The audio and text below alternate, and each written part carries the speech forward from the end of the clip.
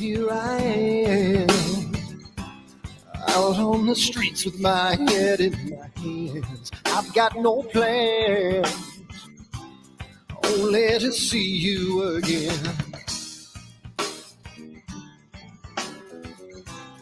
Don't get me wrong, sometimes I like being kicked on the ground. I'm not that strong.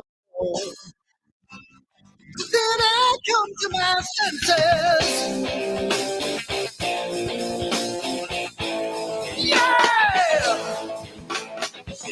I'm coming.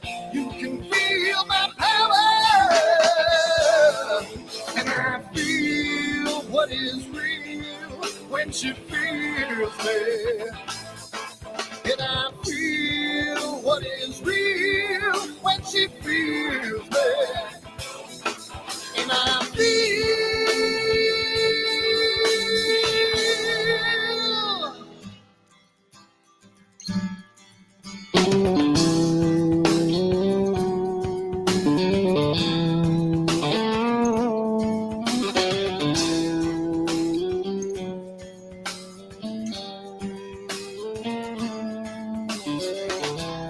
don't be afraid. Don't do that man with the scar on his face. It's a charade. It's just the way you've been living. Yeah! I'm coming. You can feel my power. And I feel what is real when she feels me.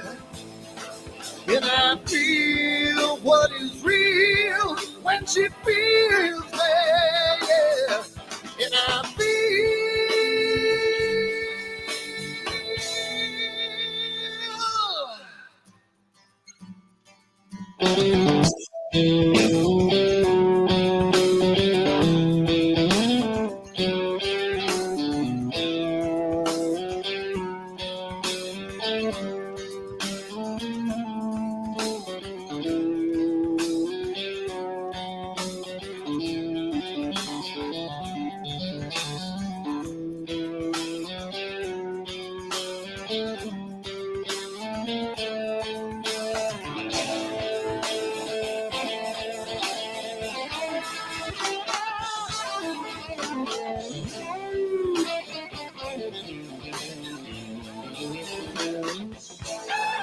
And I feel what is real when she feels me.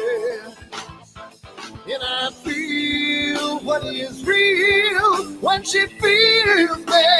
Yeah. And I feel.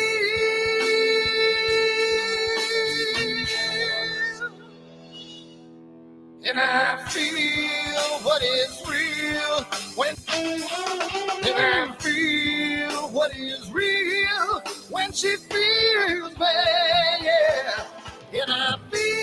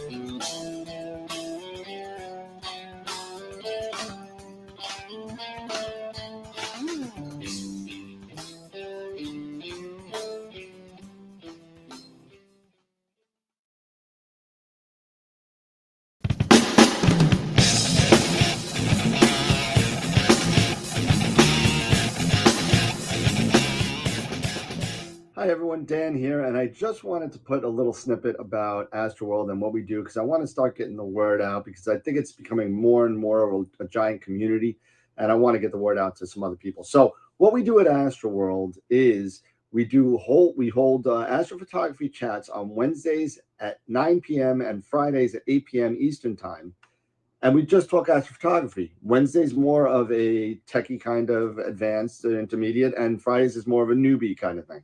So if you want to check us out, and if you want to, hang out with some semi-decent people that like to go off the rails a little bit and have fun while they're doing it, come check us out at astroworldweb.com, and you can check out the schedule, and you can sign up for all the free giveaways that we do. We just gave away an Eagle 4 Pro, an Optolong filter kit, Charles Brackenstein's books, and a whole bunch of other stuff. So come to AstroWorldWeb.com, hang out with us, have a good time, and as always, remember to keep imaging, keep educating, and clear skies. And I'll see you soon. Bye-bye.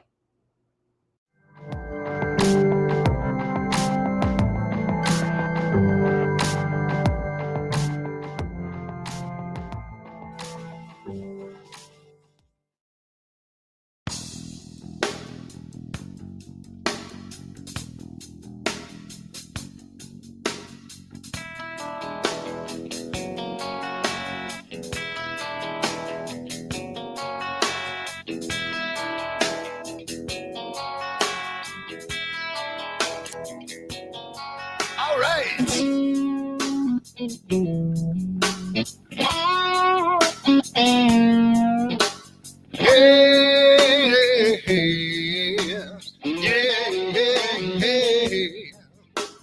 Where did my color go? Got your head in the sand. You can't be in control using a powerful hand. I wanna be ya, I wanna see ya. Don't taste the kisses of hate. Don't try to tell me, don't try to sell me, don't try to say it's too late. You're gonna push me to the edge, back me in a corner, making me stand in your shoes. Push me to the edge, hot little color, it's black and white and blue. Black and white and blue, yeah. All right.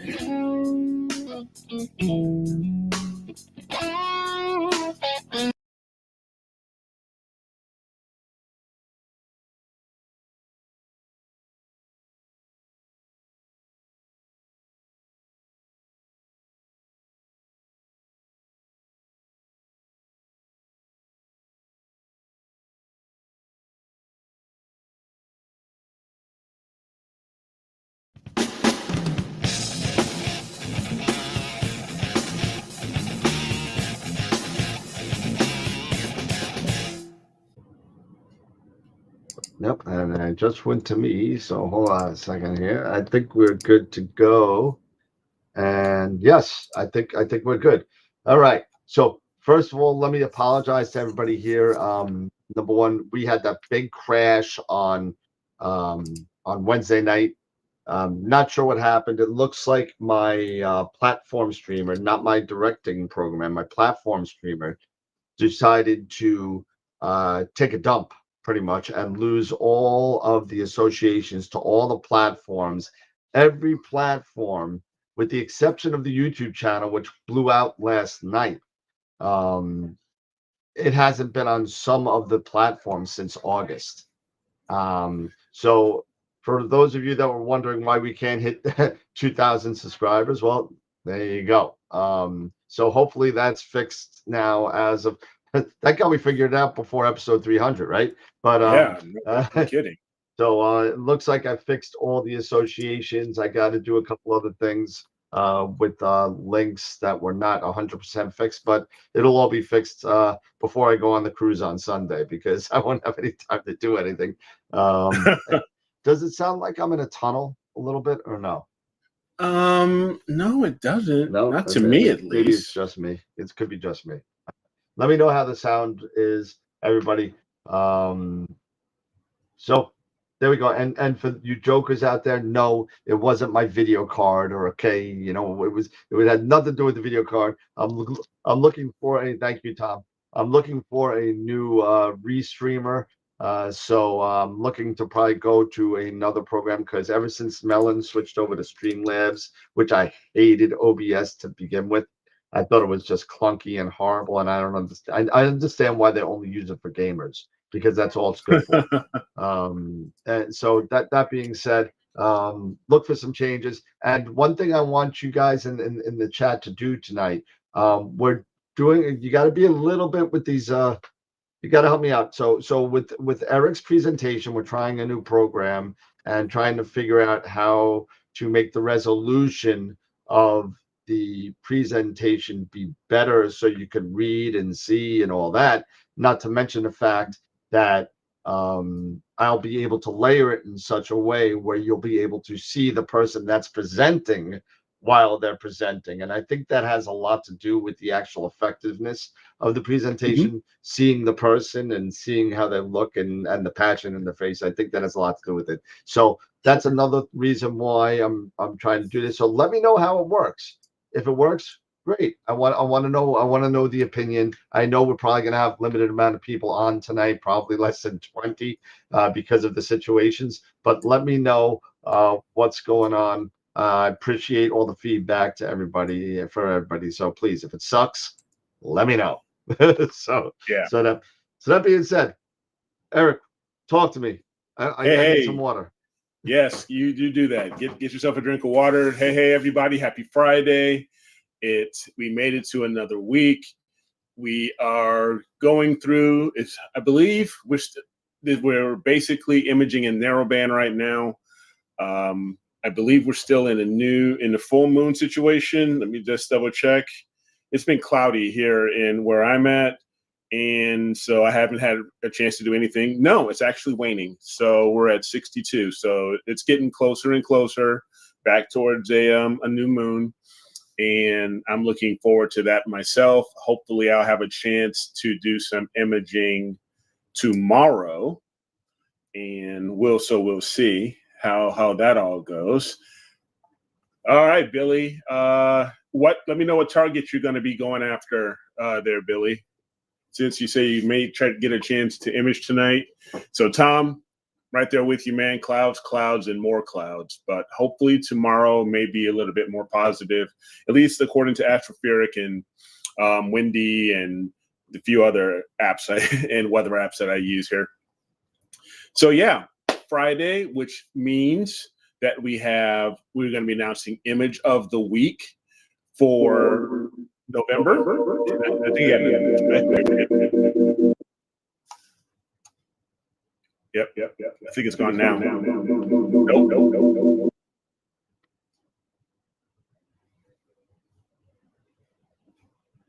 Okay, cool. All right, good. So yes, we have image of the week for November. And don't forget, voting is on for another, I want to say, hour and 15 minutes or so, or a little bit less than that. So don't forget to go to astroworldweb.com/IOTW for image of the week and check out the images, and do not forget to vote. So really appreciate that. And also in about, 12 days. We have about 12 days, and then we will be celebrating our 300th episode here on AstroWorld TV. Do us a favor, if you are so inclined to, let us know how we've been doing over the years.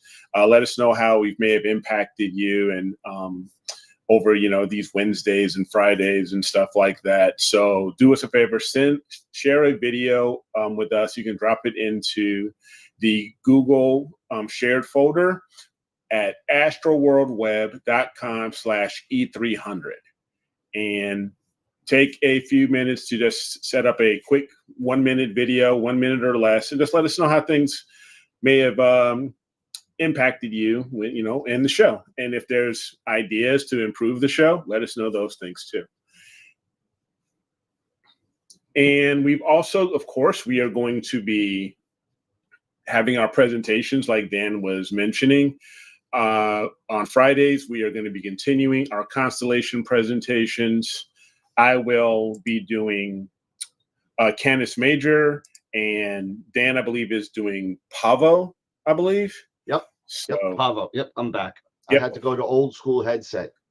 Nothing wrong with that. Hey, if it works, it works. Sometimes the old stuff just works just fine, man. And I think because I unplugged it to go get some water, I think it lost the connection here. My $250 earphones are not working. Okay. So there you go. We throw it in the corner and let Pepper eat it. Tom, I think MP4 will be just fine. Dan, you let me know. But I think MP4 videos will work MP4 just fine. MP4, MPV, or MOV, stuff like that. So I think we're good. I'm like, Yep. failure Ground is not control an to option. Major Tom. Failure is not an option. I'm telling you. Yeah. But well, I got a new toy. Like everybody was waiting to see. Remember we were talking about the Goya Lab, right? The spectrometer, right? And we were talking. It finally came from China. The missing piece, right? Okay. Which is this is the mercury argon calibration light that Queeve was talking about on his video. Okay. So you plug it in, you go fiber optic out right into the spectrographer, spectrometer. Spectrometer. And you could calibrate. You could take samples of this light, and because this is a pure argon light, you tell it it's argon, and it calibrates to argon. Just like we calibrate our filter offsets to luminance, it'll calibrate to argon. It knows the wavelength of argon, and it moves everything in the right spots. So there you go. And so I'm a little confused. So what would be the purpose of it? So let's say if you're, the spectrometer needs to be calibrated every once in a while, just like anything else. It needs to be able to kind of judge the light. So let's say if it's showing, let's say an HA filter is, I think if I'm going to screw this up, I think it's 656.3. I think it is for H alpha, I think. And O3 is 450, 550, something like that. Something like that. Yeah. So, I think it's in that range. I think it's 656. I could be wrong, but let's say if it's not over 7. It's sub 700. So yeah, I think it's around 656. Yeah, I could be wrong. I don't remember. I'm gonna screw up these numbers. I'm not a chemical engineer. But whatever the case may be, if you know that argon it emits light at a specific wavelength, just like H alpha does, right? Mm-hmm. You say, let's say, argument's sake, argon is, let's see, what is it? Let's say it's argon is 842.46. It looks like. I don't have my glasses. Okay, that's really up there. Okay, so you put it in there, and you tell the software, this is an argon light. Calibrate to 56.46, and now you know that it's good for argon. It's going to be good for everything else, right? I thanks, Ernie. Thanks, Ernie.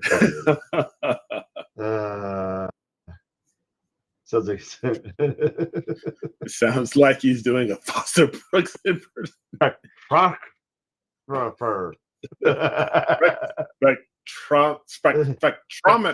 Spec this, okay? But so that being said, you say, okay, this is argon, boom, and now if it's good for one chemical, it's good for the rest. So now you know that this is this is your control set, right? This is your control set.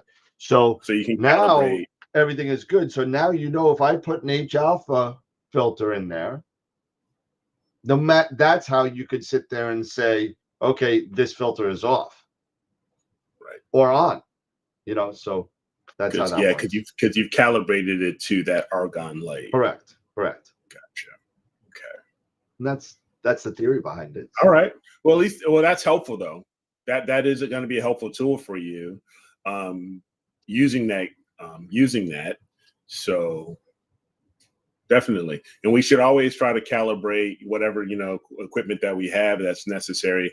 Like we've talked about using the spider for calibrating our monitors when we're doing processing so we can make sure that our colors are, in line and somewhat, I guess, to be in line with what we would think is how we're going to be displaying them or how we want to have them, come out as far as if we're printing, anything like that. So if we calibrate our monitor, right, if I'm not mistaken, properly, that is going to help us, especially if we're doing prints or sending prints like to Bay Photo or to our own personal printers or anything like that. It will be, everything will be in line. So that's one of the things that when people start printing astro photos, they always say, well, it doesn't look like what's on my screen.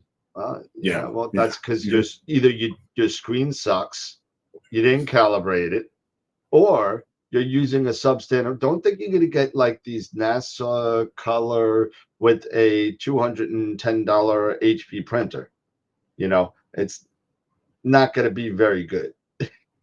There are certain printers that will be good. Yeah, you need a decent printer. If you want to do like a large format printer with real ink, not refillable, stupid little card with jugs of ink.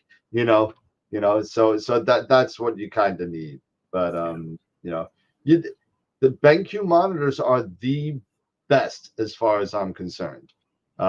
They are automatically, well, the more expensive ones are calibrated in factory, and if it loses its calibration, they'll give you a new one. That's how much. That's pretty cool. Yeah, but you can get a cheap BenQ monitor that's just like your LG. They're a little bit better, but you need to spend a good amount, $700, $800, $900 on a monitor, to get that type of color referencing. That's where we get the old buy once cry once, or you get what you pay for. If you invest a little bit more into something for a higher quality or to achieve certain expectations, then you should be fine. And just like Cintiq, another great one too. BenQ's great, Cintiq's great. There are a couple great ones out there. If you get a really good monitor, you get that. And if not, you sit there and you can find out how bad it is by using one of these guys. This is the Spider X Pro from Data Color. Basically, it's just got a camera on it, and you hang it. You literally just hang it. Yes. Right over your monitor, right? You open it up, you hang it over your monitor, you lift it up. There's the camera. Yep. You hang it in the monitor, and it does its tests. And that's it. And it'll tell you what you need to do. Exactly. Pretty cool. Matter of fact, I need to grab my Spider and do that this month. I, started the month and need to do that and get that done. So I try to do it pretty regularly. No, it's if you have a decent monitor, but you just want to look at it and kind of, it will make the software will literally make the Spider software will literally make the changes to your monitor that needs to be changed. Yes, it will. And it does request you to do it at least once a month. You'll get a flash or a notification saying, "Hey, do it." Yep. Don't forget to do it. Don't forget to do it, because the next thing you know, you're gonna print up at something. It's gonna look like garbage.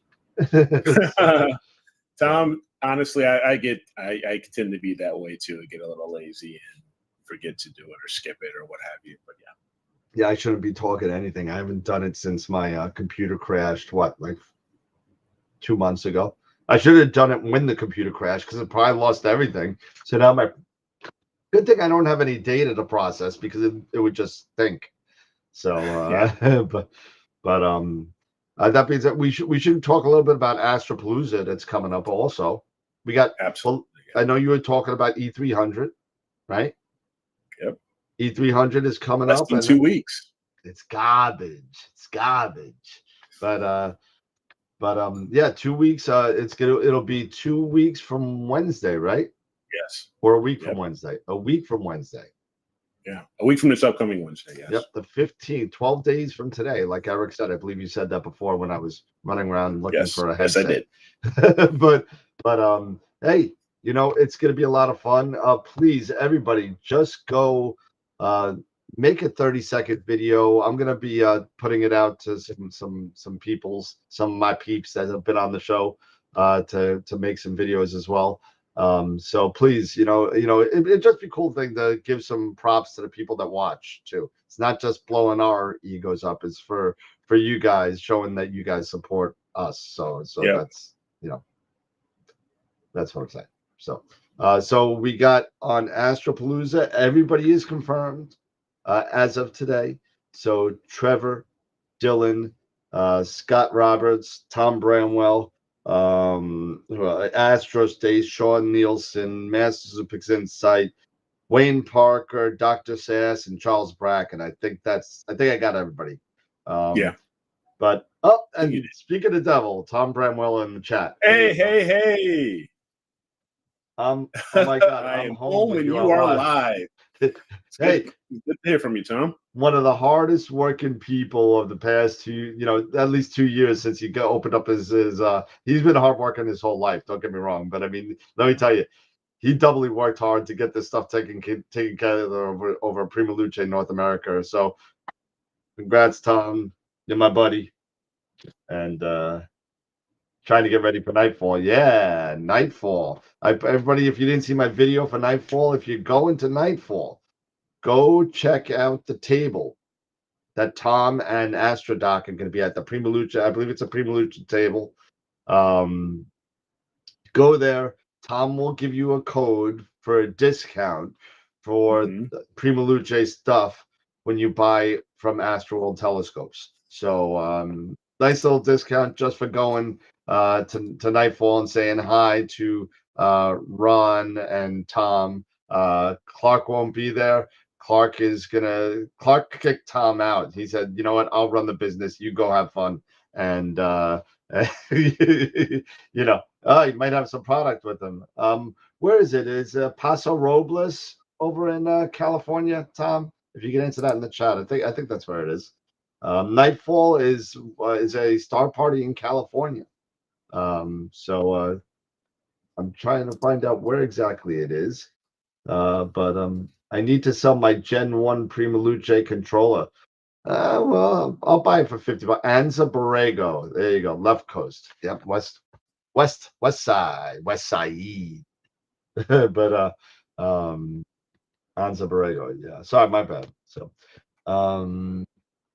Astropalooza, we also got January 8th. We got Nico Carver coming.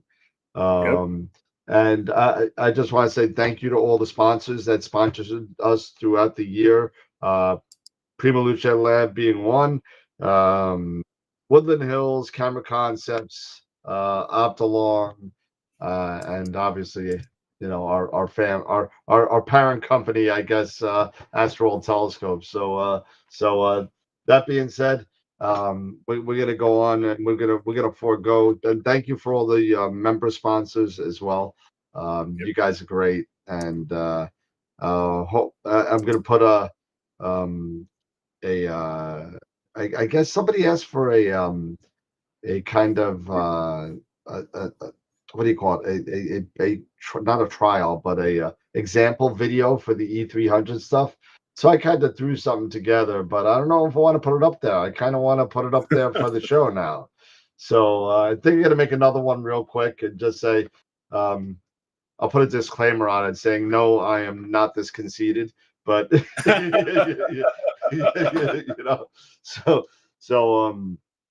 so tonight is Constellation night, right? We're doing we're picking up Constellation night. Like I said, we got image of the week. We're gonna do a little bit more of the post processing. We're gonna touch a little bit on that, continue with that for newbies and stuff like that.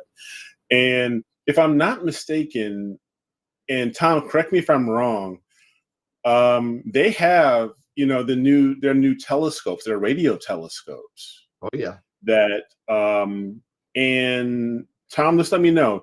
Did you guys go to Annapolis and set something up? Yeah, Washington at the observatory in Annapolis. I think it was Washington, but yeah, it was down there like last week or two ago. Yeah, I couldn't recall exactly where. Yeah. Okay. Yeah, they went to the academy.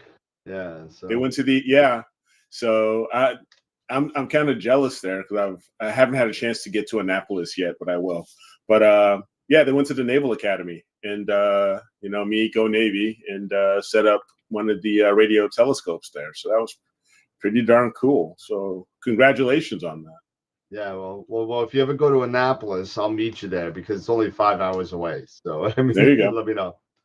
I On the will. roof I of the will. Hopper Building at the Naval Academy. Yes. So that was pretty cool. Yeah. Yep. It was cool. They were putting it all over Facebook too on the Prima Luce page. That's where I must have seen it. It was on Facebook. Yeah. Yep. Really cool there. But yeah, let's if you want, we can hop right into our presentations. Yeah, and do those. sure. And And you want to do yours first? Let me see some. I'm sorry? You want to do yours first? Yeah.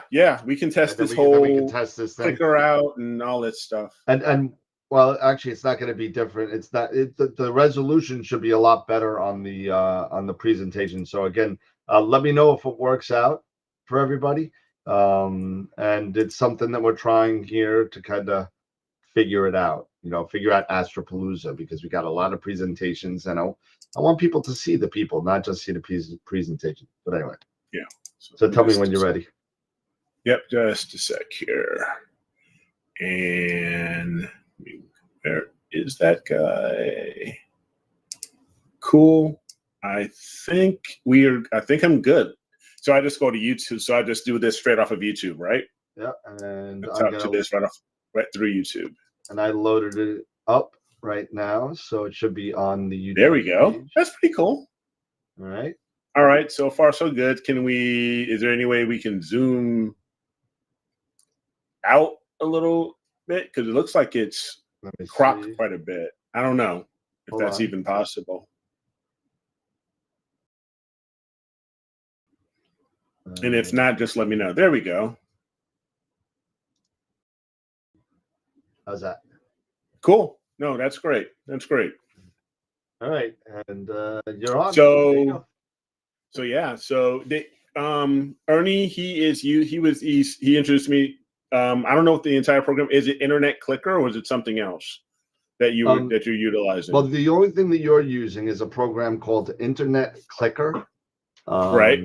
And basically, I'm using what's called NDI in vMix in order to stream from my other computer in my network rack. So your PowerPoint is on the network rack right now. Okay. And I'm using NDI to bring it into vMix, which is my director program, and then I'm using that NDI input to push it to YouTube. So okay, nice. So well, let's give this a go. And so just so everybody knows, Eric is controlling my computer now from his house. So from his house. So, but the only thing you can do is use the Internet Clicker, which just moves it back and forward. So that's you can't give me a virus or anything. So at least you say. I don't think he can, but Eric's pretty good with this stuff, so he might be able to. All right, let's do this. So this presentation, this week's presentation is going to be really, Tom. It's going to be on Canis Major, on the Constellation Canis Major, which is actually, it should be out now, coming very close. It's here now. So let's hop into this. So let's do this. See if it works.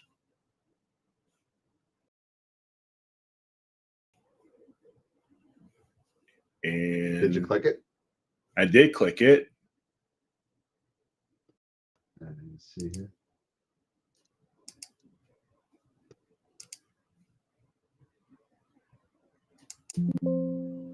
And Danger, Will Robinson. Hold on a second. Yeah, that's fine. First time. Let me see. First time for everything. It might have been because it was on too long. So let me just take a look and see. If it says left, hit your New browser has connected to the app. Did you just reconnect? Yep. All right. Hit the left button or right arrow click. Hold on a second.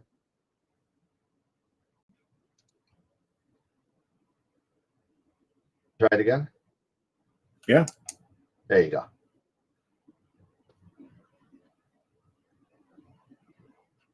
All right. All right. So don't worry. Don't worry about. Yeah. You might want to hit it a little. There's a little bit of a latency there.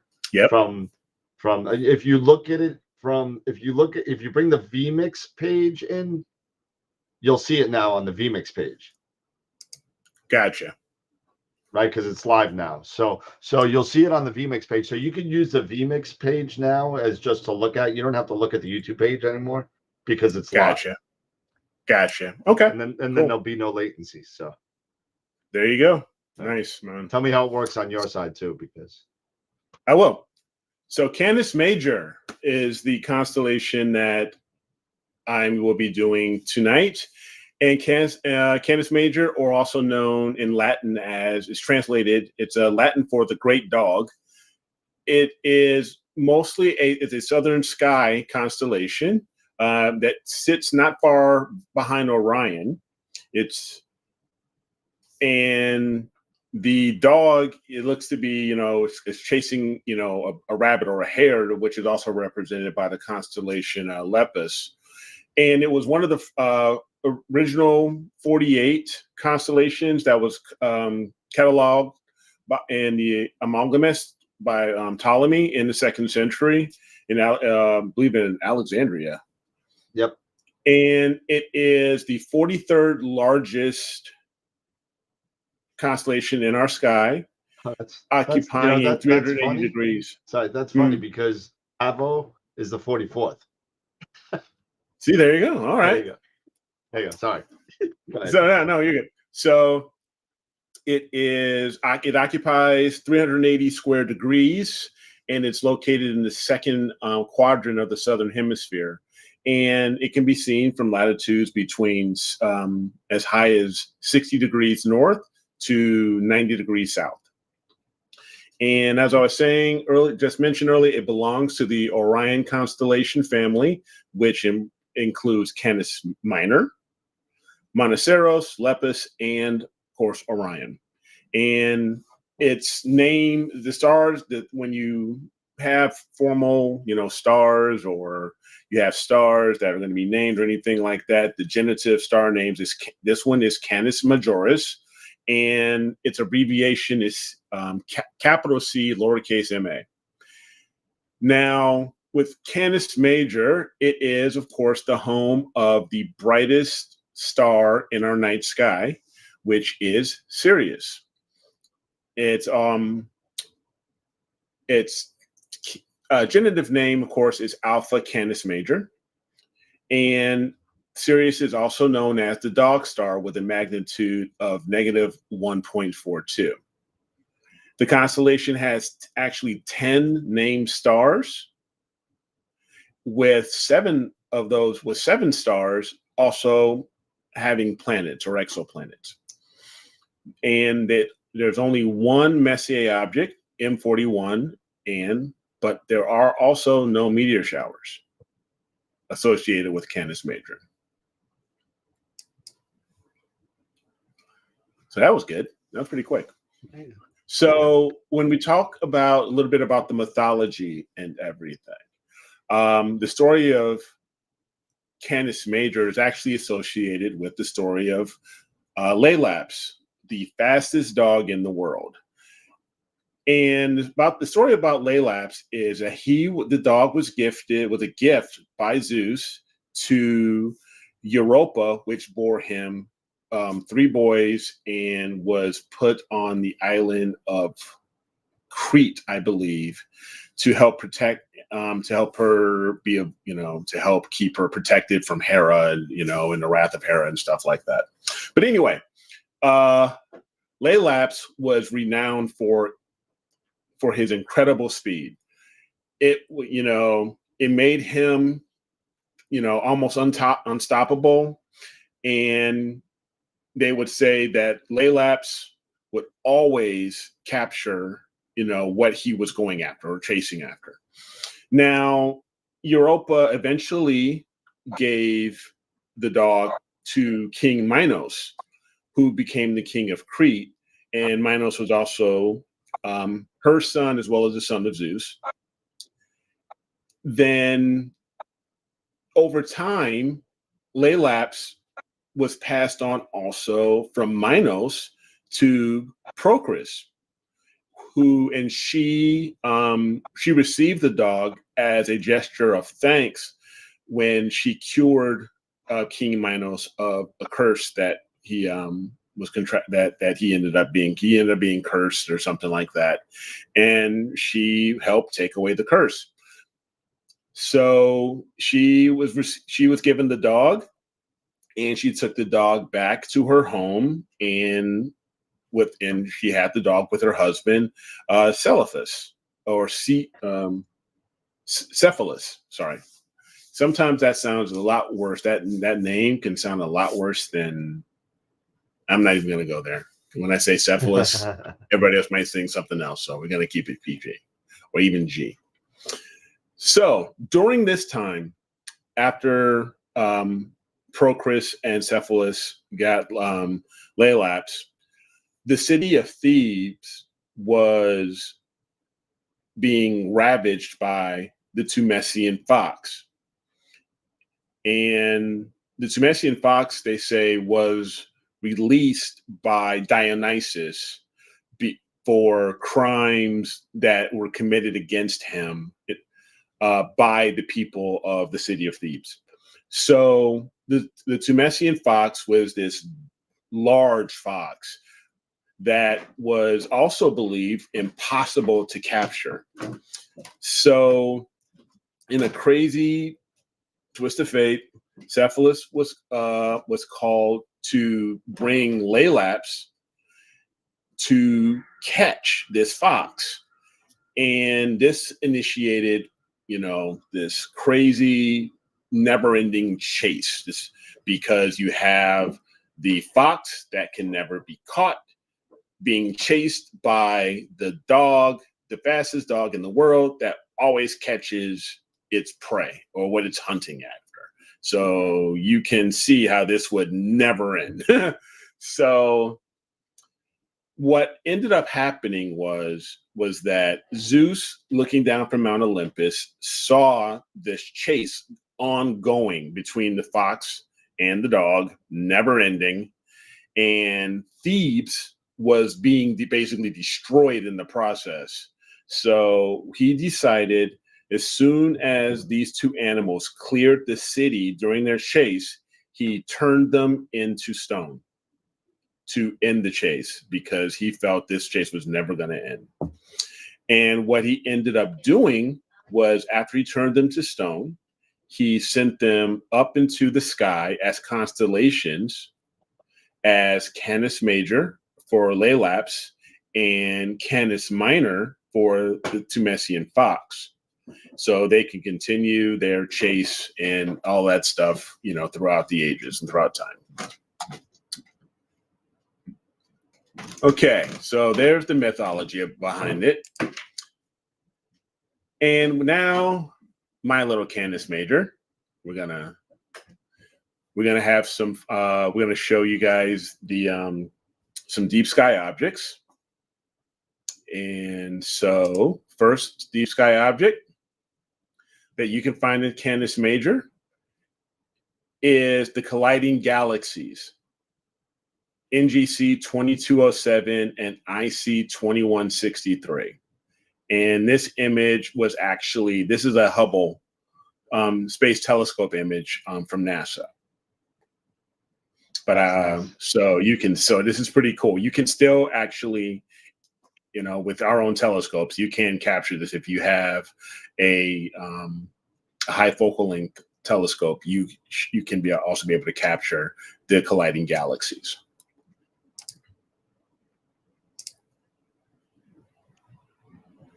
IC 2177, which is also known as the Seagull Nebula. And this image was taken by Nick Zemantek. using a Takahashi FSQ 160 and a ZWO ASI 2600 mono on a software bit Paramount MX. And this is, you can find this image taken by Nick in AstroBin.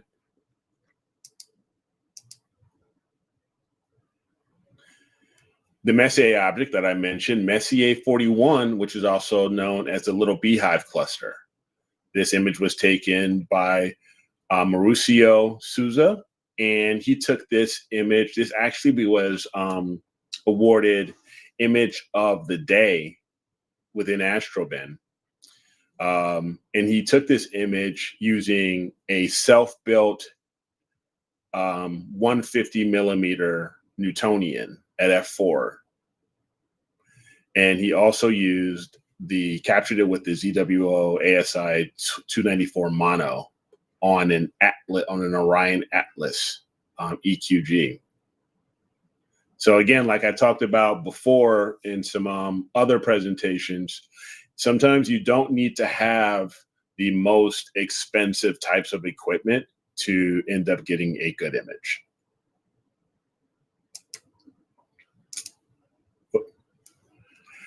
And there you go.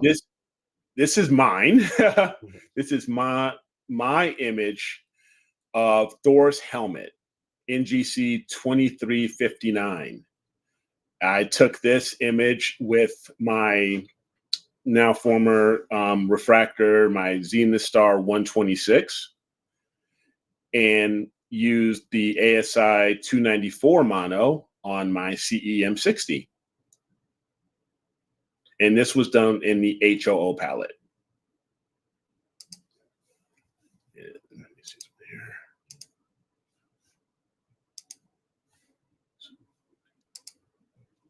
And sorry about that.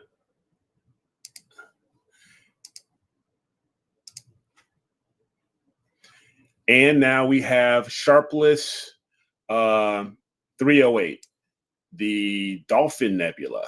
And this was taken by Andy using a Takahashi TOA 130 refractor with a QSI 6162 and on a Takahashi Tema 2 mount.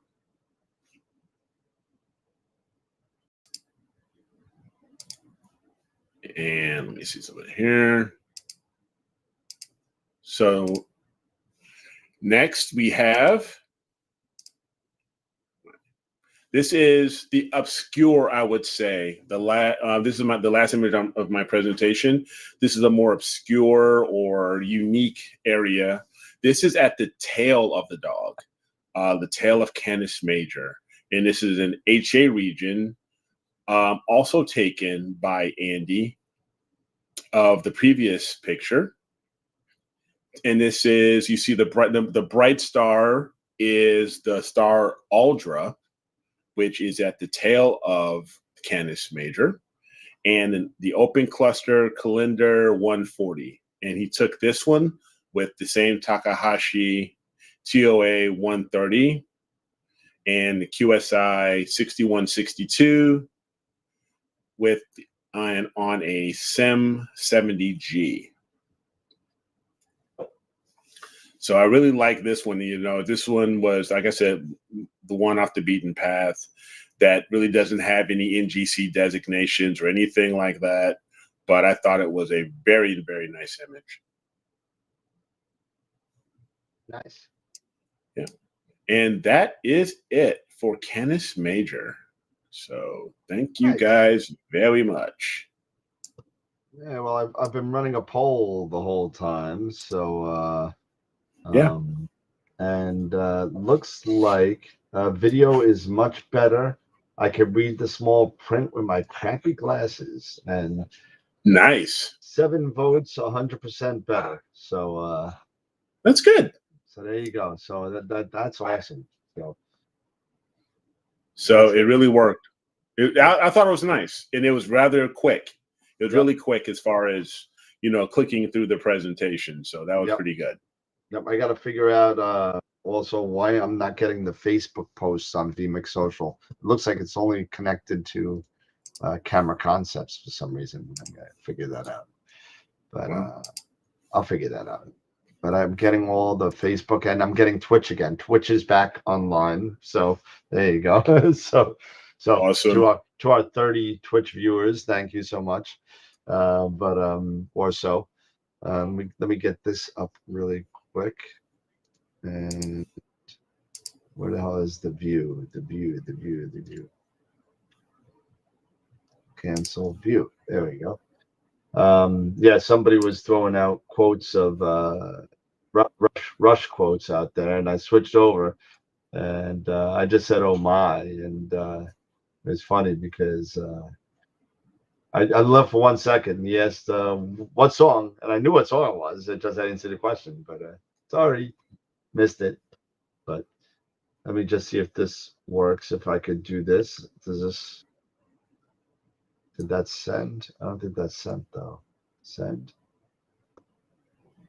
Yeah, that's the only thing. Yeah, I'll agree with that, JC, is that, my photo was blocking a bit of the lower corner, the lower left corner of the presentation, but it's okay. I think, but we still got through it.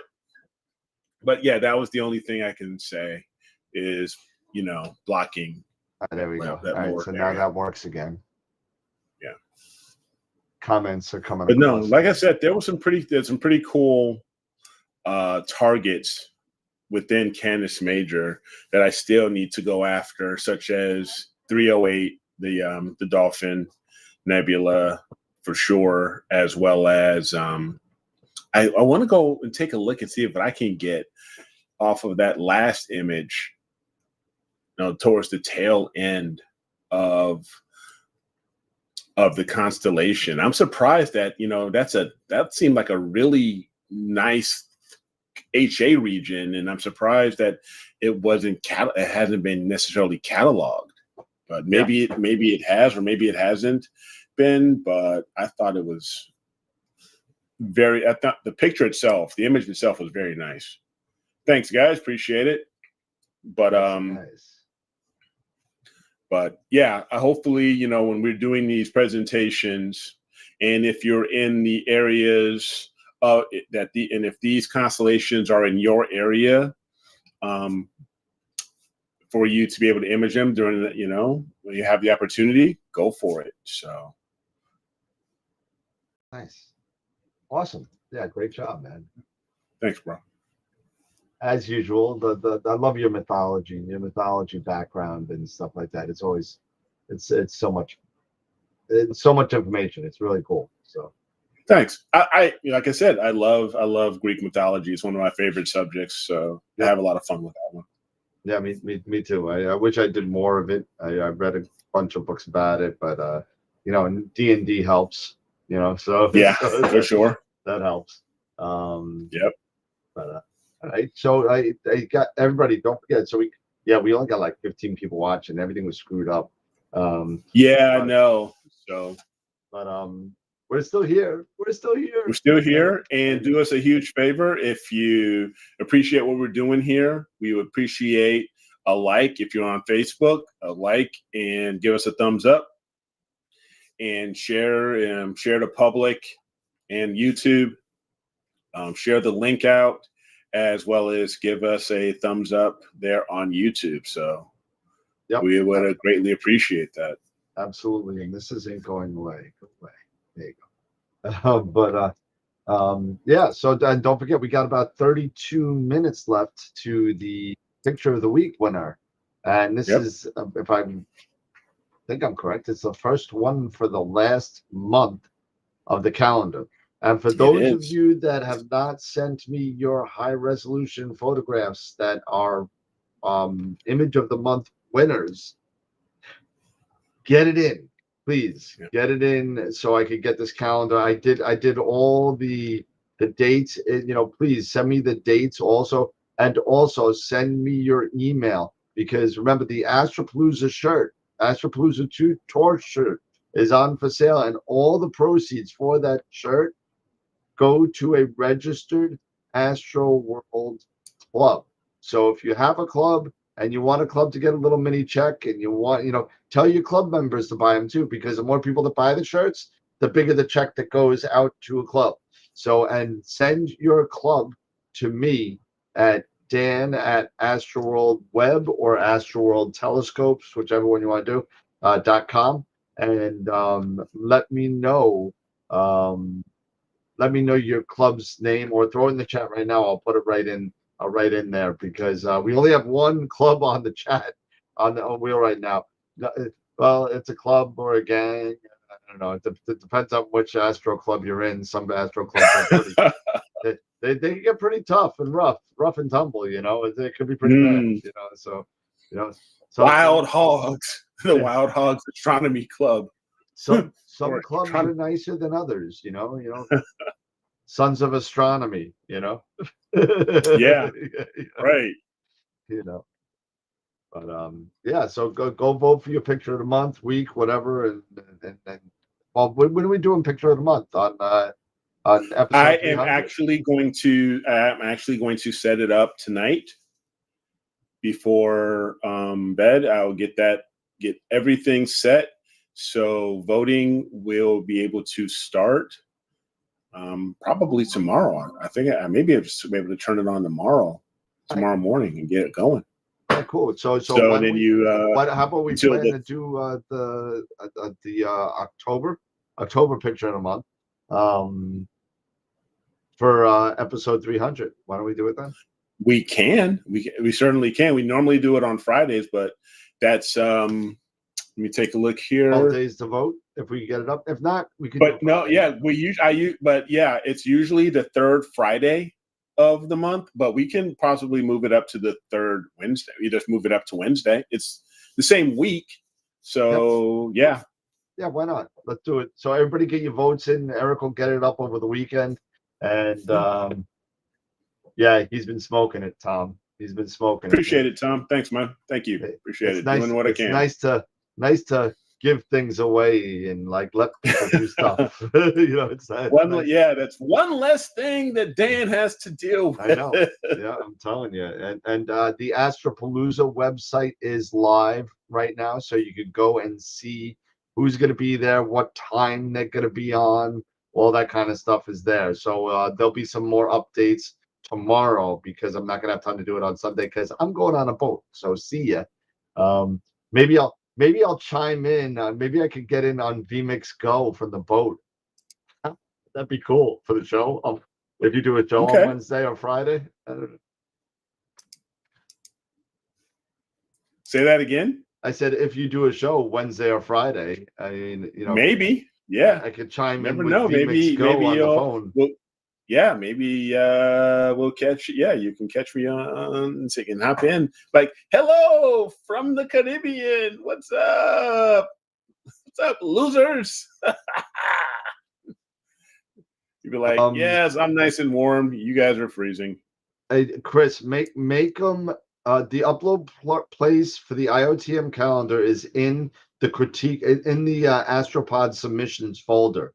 It says image of the month winners. So go drop it in that folder, and then make it as high def as you can. If you could, and I'll really scale it as needed. So don't worry about that. So. Yeah, I'm not. Casino at Atlantis. So we're staying one day in Miami. I think it's like 9 hours in Miami. So then back on the boat, and then we spend I think 3 days in Bahamas. So nice. It'd be a good getaway, man. So nice, there is the beachside stargazing excursion at Bahamas. It goes till only 9 p.m. It goes to, but what? Well, they got to get it back on the boat, and we got to go that. Yeah, night, I guess. But I think that's the night we're leaving. But my plan is to take my little Pegasus with my FRA 400 and the Eagle, and throw it on there and just play. See what I can get. I don't know what I could get from down there, but you can probably get Centaurus A. I probably could. but I don't know if it's up now. I don't know. Yeah, you have to double check and take a look and see I'd have to look. what would be up. Yeah. Yep. So it's just a trip that I'm taking with some family. JC Hi-80s. You can probably get Hi-80s or an M45. I could get all that here. I want to get something that I can't get. Yeah, I know that's down that way. Even if it's one object, I don't even care. Just get like an hour of data and see what whatever. But yeah, don't forget to grab your flaps though. What? Don't forget to grab your flaps. Oh yeah, I'll grab my little flat panel with me. It'll be in my bag. That's fine. Because you never know about the could be sea, air, sea, Oh yeah, there'll be some spray and sand and all that. And stuff like that. I'll literally probably be setting up in sand, but yeah, I don't know. We'll have to see. So we'll see. Yeah, it would be interesting, man. So I don't know. I'll bring it anyway. I don't know if I can bring it. I'm gonna try and bring it, but we'll see. Okay. I don't feel very comfortable giving somebody a telescope and a mount head. I think I might carry that myself and give them the tripod. I would. What? I would. That's just me though. What? I certainly would carry it myself. Oh no, yeah, that's what I plan. I'll carry the mount head in the mix, and I'll carry my SKB with the Eagle. Mm-hmm. They could have all the clothes and stuff. I don't care if we lose that.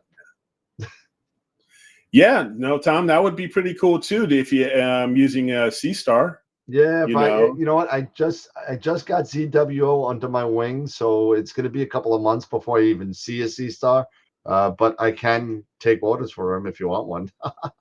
But yeah, I mean, but that would be one of those types, if you wanted to go, if you want going on a trip, maybe you don't want to take your rig or for whatever reason. Yep. You can, that may be something that could be a really cool option. Yeah, I don't know which if it's it all depends if that they do like those little shuttle boats that get you to the beach. If it's the last one at 9 o'clock, I'm gonna be pissed. But I mean, right. I'm seriously thinking of getting a new toy. Well, you know where to go, Tom. Yeah. You know where to go. But if it's a ZWO thing, just give me a little bit. I'm building up my first order, everybody. So if you buy something from ZWO from me, I appreciate it. That'd be great. But just it might be a couple of weeks until I get my first shipment. So. Hey, Tarek, how are you, man? Tarek, my buddy from the UAE. What's up? Yes. Hey, is Tom still on? Bramwell? Is he still on, or did he hop off? I think he stopped lurking for a little bit. Okay, no, that's fine. That's fine. No, I'm just curious. And if Mark Ellis, I saw him in the chat. Mark, let me know if you got my email regarding your Giotto, because I sent you a he happened to have a hot I'll call it a hot pixel in the flat panel. He had one light that was brighter than all the rest. There was one light that was just like blasting in there. I got a picture of it. I was like, well, that obviously shouldn't happen. That's going to ruin your flats. So just send the yes. So let me know what it is, and we'll replace that for you. Yep. Don't want to spend $300 on a flat panel. Oh, there he is. Tom's there. I was going to say if he was on, Tom, this. What? This Asato. This Asato low profile is killer. This is a killer piece of kit here, man. Yep. Oh man, when I get it out here, get it back out there, I absolutely love that thing. It is killer how fine it is. Yeah, Tom. I'm sure. I have three. I have one of them right here. Here's one of them. That's one. And then I got another one. Somewhere I'm breaking stuff sometimes. I got another one sitting over here. Oh, here it is. Here's the other one. There's my other one. So I got another one. I had a third one in the other room, and they're all perfect. So I mean, that was definitely a one-off. I'll tell you that right off the bat. So I have not seen, and I've sold many of them. Never had a problem. So sorry, Mark. You got the one that I sent you the send it to Tom. And I told you also, if you want, I'll send you a label for it. But send it to Tom with the form that I sent you, and just let me know if you want to pay for the shipping. Hey, Charity. There he is, Lady Low Key. Lady Low Key. Lady Low Key. Down there in Florida. Yep. But everyone knows what a Prima Luce fanboy I am. So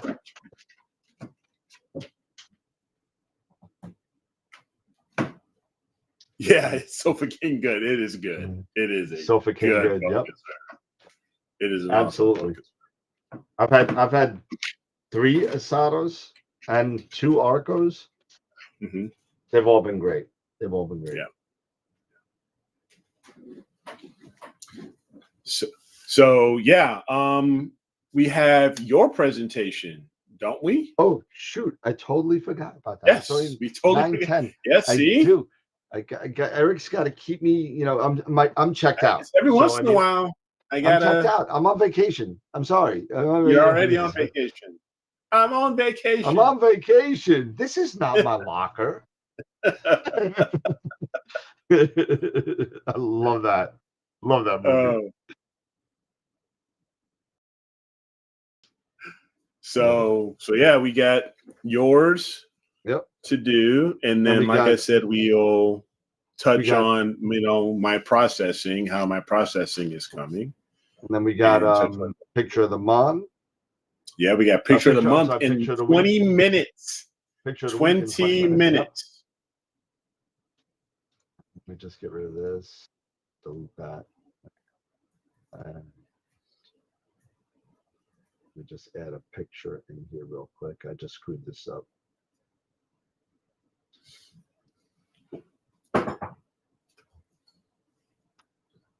I smell pizza.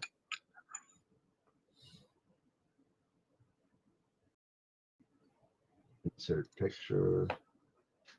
This device. I'm just. So you've been. So you said you haven't had a chance to do any imaging recently, right? 0. I've been working on the website every breathing night that I have. And last week I was sick. That it wasn't really that good anyway. Last week I was on fear. What was it? 2 weeks ago? 2 weeks ago. I just finally getting over it. I literally have had 0 imaging done. I've been testing stuff. I've been testing filters. You know, I've been working 2 jobs. So I mean, I really haven't had time to. I really need a dome that opens and closes, so I could just set it and forget it, and it'll close on its own. And and then I could, give you all the data process. So so that being said, all right, so we're gonna get into this a little bit here, and let's see if I could quick play this guy. There we go, and we'll do slideshow and from beginning, and there we go. I think, right? So we minimize this guy.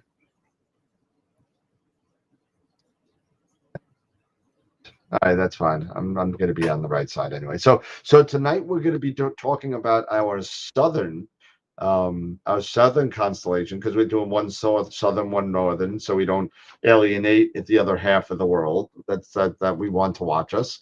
So we're going to do Pavo is the peacock, and I said it was a fish, and I was obviously wrong.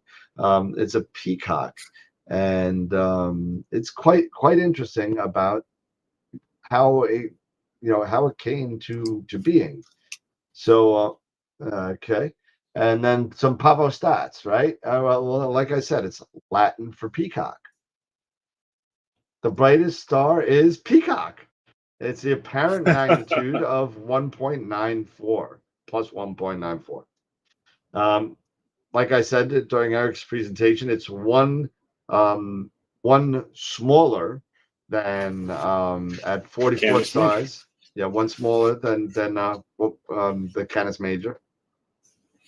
It was introduced by Dutch astronomer Petrus Planicus in the 16th century. Now you got to kind of remember that you're not going to hear when you're doing these the southern kind of constellations. You might hear Ptolemy here and there because some of them come over the horizon and that kind of stuff.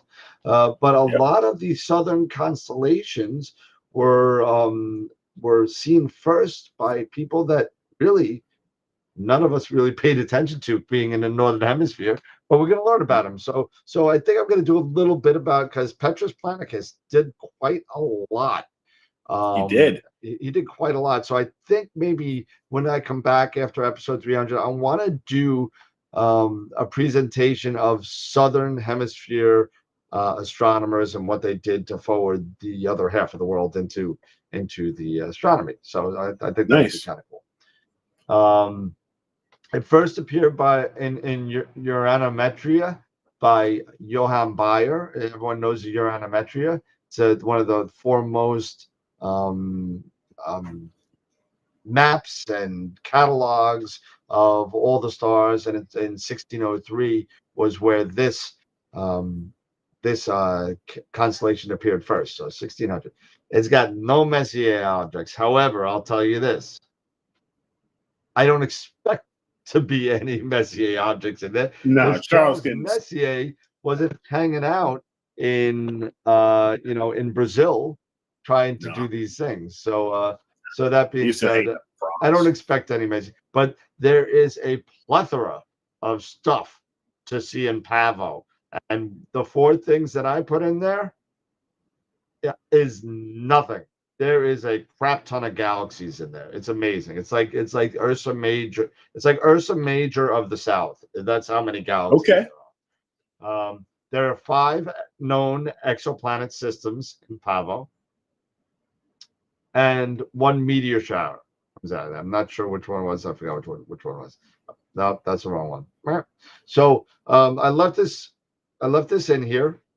Because we'd like to talk about. I know I did this last week. I just wanted to do it again because I think it's kind of important, because I got some questions on there between apparent and absolute magnitude, right?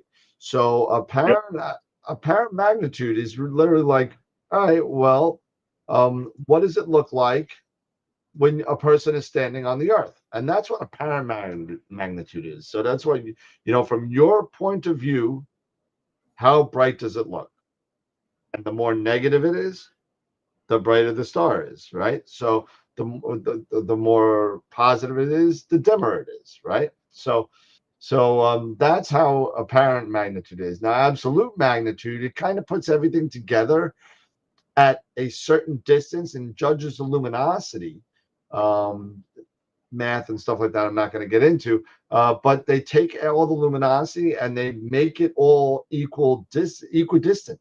So everything's in 10 parsecs. So it's what the actual absolute magnitude of that object at a distance of 10 parsecs. And no, distance is not a time. I mean, a parsec is not a time. It's a distance. Han Solo screwed it up. If you want to know more about that, you could listen to last week's conversation about that. So Pavel mythology, Pavel Chekhov, Pavo mythology. So Greek mythology, there's a lot of stuff about Pavo, believe it or not, and I don't understand why so much. I'm not sure where Greece is and if they see Pavo, but there is some Greek mythology there. Maybe they just made it up and the southern people kind of threw the name in there. I'm not sure, but they might be able to see this. It's right on on 41 degrees where I am. I can't see it. It's about 10 degrees below the horizon. So that being said, maybe the Greece people can see it. I don't know. I'll have to look that up because I think probably so. But do you think so? It's at 20 degrees. Well, it's about 10 degrees below my horizon. Right. That's what I'm saying. So. Okay. Interesting. So 40, so it's minus 10 from here. I think it goes from minus 90 to plus 30, I think, if I remember right. Something like that. Okay. I don't know. I'd have to Okay. look at it again. But Okay. so the peacock was the famous sacred bird of Hera, right? Hera loved the peacocks, man. She just loved them, and she actually drove. And I got a picture of it right here. And you can let me see if I can move me up a little bit. And I saw it introduced to you, Eric, but I'll put me. Oops, I moved the whole thing. I didn't want to do that. And we'll do that, and we'll do that. So you can see Hera There you there, go. driving the chariot of peacocks, right? So she actually drove around in this thing. I don't know how fast peacocks were. They don't seem like fast birds, but I mean, I guess they use their wings. Well, she's got enough of them right there, so you know. Yeah, I guess she's got enough. So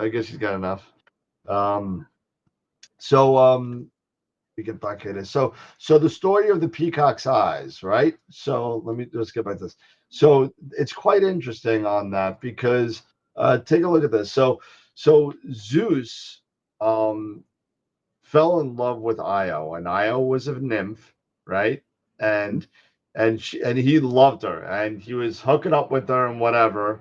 And Hera almost caught him, right? Almost caught him. Yep. Said, "What the hell are you doing?" And super fast. I don't know how Zeus did it, but he turned Hera into a cow before she saw him. So he turned her into a cow. I don't know if that's where you get heifer from, because he turned her into a heifer. But a heifer, whatever. But he turned her into a cow, right? And she's like, nah, I know what you're doing. I'm going to keep an eye on this heifer now. So she got Argus right here. Now, Argus was a guard in Olympia, right? And he was cool as hell, right? Because he had 100 eyes. So he could see everything. He had eyes on his back, on his sides. But he saw everything. So he was just, so Hera said, here, Argus, here you go. Take the heifer and watch her. Never let your eyes off her. So he takes the heifer, he ties it to a tree, and he chills out and just watches and watches and watches the heifer and watches it. So Zeus is like got the 7-year itch. So he's like, I got to get in touch with Io because this is just crazy. Hera ain't doing it for me no more. I got to go somewhere else. So she's like, Hermes. And that's why Hermes is kind of in the background over there, right? Hermes goes down. He says, Hermes, do me a favor. Just take care of this guy. Just do whatever you got to do. Get rid of her so I can hang out with Io. Right? Yep. So Hermes says, okay, no problem. I got you back, boss. You're my boss. I don't want to get struck down with no lightning bolt. I'm going to go down there and I'm going to take care of this heifer. So he goes down there and he does a smart thing, right? He sits there. Hermes was, master of the pan flute, right? Yeah. Master of the pan flute. He would just sit there and he befriended Argus for a time and just told him stories and played the flute and told him some more stories. And it was real nice. It's a real great time. And he just waiting until all the eyes fell asleep. And what he did was he found the nearest rock and smashed it into the head of Argus. Killed Argus, get the heifer out of the way. And what he did to commemorate the Argus defeat, he took all the eyes out of Argus and placed them in the peacock's tail. And that's how the eyes got in the peacock's tail. Interesting. See how things all, kind of, end up associating with, all these different, animals and stuff. So it's like, how did the peacock get so many eyes? Yeah, there you go. Look at it. So here's a little picture. I didn't do it right. I gotta move me down again. But there's Hera pointing at Zeus saying, no, baby, I didn't do nothing. And then and then she drags the heifer onto the tree, gives it to Argus, and they ties it to the tree. He falls. You don't see Hermes here, but Hermes is there yapping at him, and he falls asleep, and then he dies. So there you go. Yeah. So here we go. So Dan's Pavo picks, right? Let me get rid of So me now you over want to here. move your Yeah, I'm gonna move me again. Yep. And that's something we're gonna have to get used to here, I guess. But yeah, we'll have to figure that out.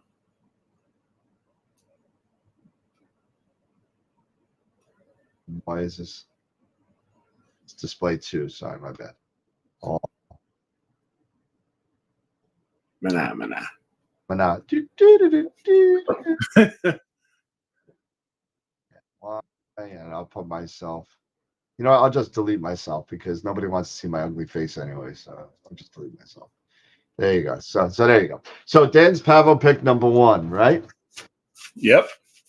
All right. So this was a really cool galaxy to me, right? So this is called the Condor Galaxy. Remember 12 Days of the Condor? Or am I dating myself? I kind of no. I think you're on your own. Robert Redford. I'm dating myself. Anyway, this is NGC 6872 and 4970, which is the little guy right in here, right next to it. And you also, there's a whole bunch of, there's a big galaxy cluster in here. One there, and 4972, 6876. This guy did a really nice job taking this picture. This is 212 million light years away. Unbelievable. So, you know what? There's probably people living there chilling out looking at us. You never know. Yeah. Discovered by John Herschel. I don't know how he did it in 1835, but I'll have to figure that out as well. This photo is by J. Langston Astro.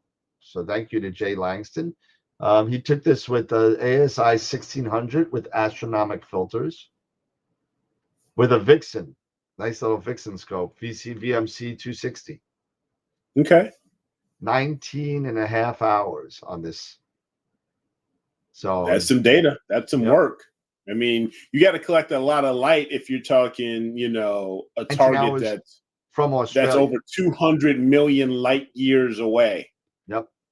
From a dark sky in Australia. But I love the bar here, and I love the spikes of this galaxy. It's very reminiscent to me of, what is it, 106? A little bit. A little reminiscent to me on that. So. Okay. This is amazing. This galaxy is amazing. I love this galaxy. Huge galaxy, NGC 6744. 30 million. Only 30 million. Okay. 30 million light years. You could get there in a little, you know, hop, skip, and a jump, right? Through the cosmic ocean. There you go. This is discovered by James Dunlop, another Dutch in 1826.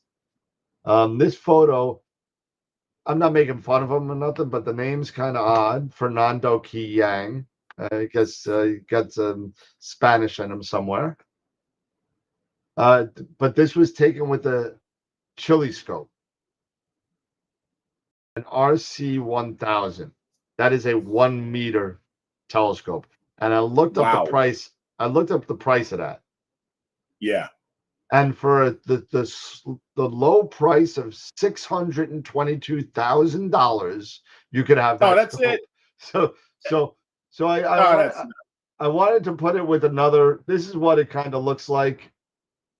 This is with the same picture with a this is with a 12 by Kevin Parker. This is with a 12-inch nude. A little bit more in our price range here. Okay. Yeah. 12-inch nude. That's a 12-inch. It wasn't 16. Oh man, it was. Sorry, it was. No. Oh, maybe I did change. Yeah, 16 hours from Australia as well. So, but that's with a normal scope, pretty much. More galaxies involved here. Yeah. Lots of galaxies. This is called the Pavo trio. That's designating these 3 here. And it's also known as the Devil's Mask, it's called. That's the eyes and the slit mouth, kind of. You know, it's a little upside down. But known as the Devil's Mask. 190 million light years away by Terry Robinson. This is done with a 10-inch RC, so not so much, not out of our price range here for a lot of people. The S-Big STL 11,000 is a little pricey, but it's a nice camera. 16 hours, And this was from Brazil, if I remember right. Okay. This is from Brazil. And then here's number 3. This is a large, not as large as the rest of them, but this is the Great Peacock Globular. It's the 4th biggest glob, right behind Omega, Yep. M22, and Yep. I'm missing the other one. M13. No, it's bigger than M13. It's bigger than M13. Yep. Yep. I forgot what the third one was, but I had it in my head and I lost it. This one is a very short 13,000 light years away, so not millions. We're in the thousands. This photo is by Bruno Rodasargi with a Skywatcher 250. So it's a Okay. 12, not so bad. With a 294 MC. 1 hour and 36 minutes from Brazil. Nice. Only an hour and 36 minutes with the color cam. So nice. Oh, that's it. That's all. I only had 3. That's it. What was that for? And I just didn't. Did I do 2 3s? I did. You did. 4. You did do. Oh, So there you go. All right. So there you go. So that is Pavo. There's a lot more to see in Pavo. I'm telling you, it's really, really it's a large constellation, right? Yep. But there is a load of galaxies in there and galaxy clusters. There's the Great Peacock Cluster. Yeah, see that. There's a lot of stuff in there. So if you get down to the south, you know what I'm going to take a picture of? I'm going to see if I can get crux. I want to get the whole crux. Do you think you can get the Southern Cross? I don't know. I don't know how far it is. I got to look at where I am. So because the Southern Cross is crux. I know. Yeah. Interesting. Okay. We'll see. Chris is saying I'd rather shoot myself than collimate the VCM line 2 RCs. Oh, the VCM too. The VCM's worse. The VCM's worse than RC. Yeah, the RC 100 binoscope. Yeah, okay. $1.25 million for that, not including the cameras. Okay. Yeah, Tom's saying you can get the Southern Cross from the Bahamas. I mean, I'd like to see it. That'd be pretty cool. And let me see. But speaking of RCs, I don't know if anyone has seen. Did you see Luca Modico's one of his latest? Not yet. No, I did. Videos? I saw it pop up. Yeah. I haven't watched it yet. Yeah, he got a new 10-inch RC. God bless him. And what he actually said, everything on that RC was great except the 3-inch focuser. The focuser was just junk, trash, whatever. So he ended up working with I believe Altair Astro to get a 2.5-inch Crayford or focuser that he said works great. Great travel, all of that. And it doesn't seem thank you, Rack and Pinion. Thank you, Tarek, in the Rack and Pinion. So 2.5 Rack and Pinion focuser, RMP focuser. But he said he was explaining in a way that if you get the RCs, not the smaller RCs, the small RCs like the RC6, the RC8 are a nightmare. But the ones that you can actually collimate, you can detach and collimate the focuser, those are much better and easier because you can use like a Howie Glatter and you can focus those a lot better by focus. You get the focuser in line with the second using the laser, and then you work on the primary, and it may not be as bad as, because I've had a fear. I love the thought of an RC, of a truss RC, but the fear of that of the collimation process. But Yeah, if I'm it's not a fan. true, having that, that's having that focuser, that detached or separate focuser. He was saying those types of RCs are much easier to work with and collimate and stuff like that.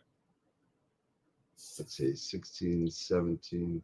Let's say. Yeah, exactly, Beatrice. So, that you never know. If I ever decide that I want to move on from the Schmitz or anything like that, because I don't need a bunch of telescopes, but there's something about the RC astrographs that have always intrigued me. Yeah. So I'm not going to be able to get Crux. It looks like that's more of a summer. Okay.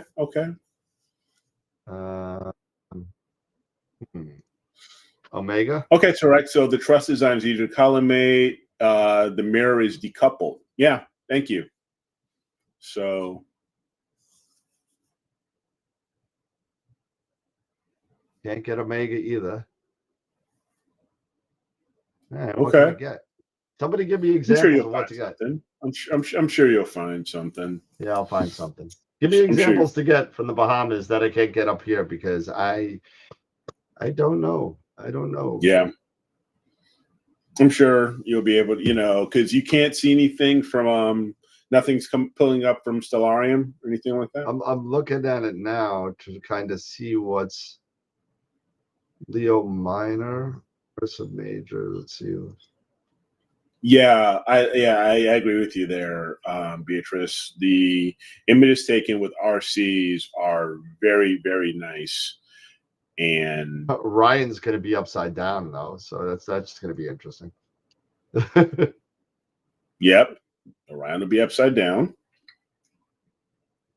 And yeah, you won't have to worry about phone wires. That's a good thing there, Dan. That Tom's pointing out. True. So it looks like you can get drunk. Yes. Oh yes, sir. Yes, you don't can. worry about that, man. I'm gonna go live with my buddy, and we're gonna be spitting all over the place. Don't even worry about it. It looks like some people found us. We got a 28 watching us now. So welcome everybody. Thank you, everybody. I hope everybody having a great Friday. If you know anything in the constellation Puppis or Hydra or Pixis or Sextans, let me know, because I'm looking for stuff that I can't get. Fornax. I don't know. Let's see. Yeah, well, let's see. Ernie's saying M46. I could get all that. I could get all the Messier objects up here.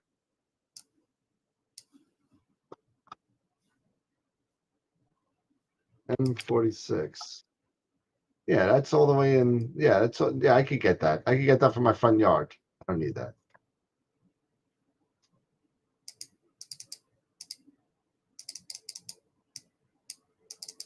There's a nice planetary nebula in there.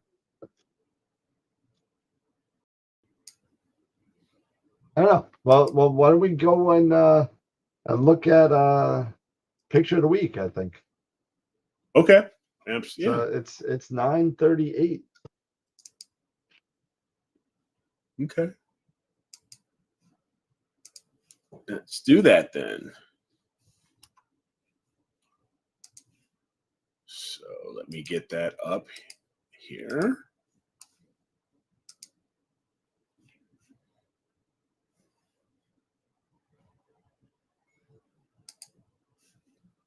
Now we'll share my screen. Now let me go back to, get out of Stellarium here.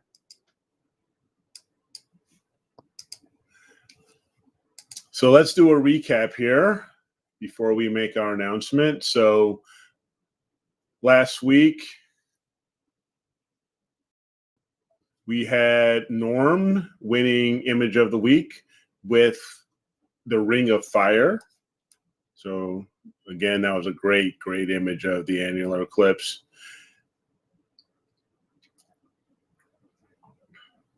And we had Jackie's Cygnus Wall. The Crescent Nebula by Ernie. You can see the very faint soap bubble right there.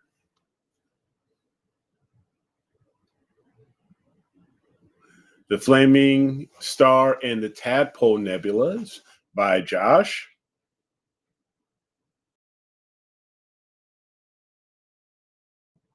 And The Ghost of Cassiopeia by Tom Peter. And we had 45 votes. That's awesome. Thank you guys for voting. That's a good number. Good number for voting there. So let's take a look and let's see who is the winner of Image of the Week for 11-3. the first week of November.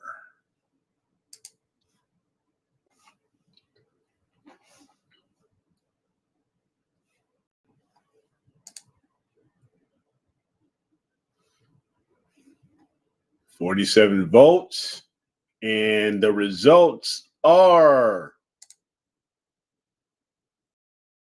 Ernie with 19 votes. What a close vote by one vote between number one and number two, between Ernie and Tom. Wow. Congrats, Ernie. Congratulations, sir. One vote. Wow.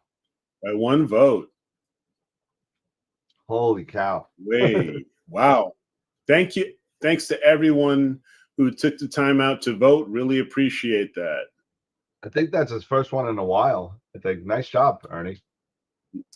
Congratulations. Yep. Awesome. Yes. Nice job, my friend. Nice job. Yes. So, like we were saying and having a chat just a few minutes ago, I will go ahead and I will be working on, after the show tonight, to get the Image of the Week winners for the month of October set up. I'm blind. Don't do that. What's his? Sorry, I will get them set up for Steve Image of the Mallia Week. sent me a bunch. Oh, nice.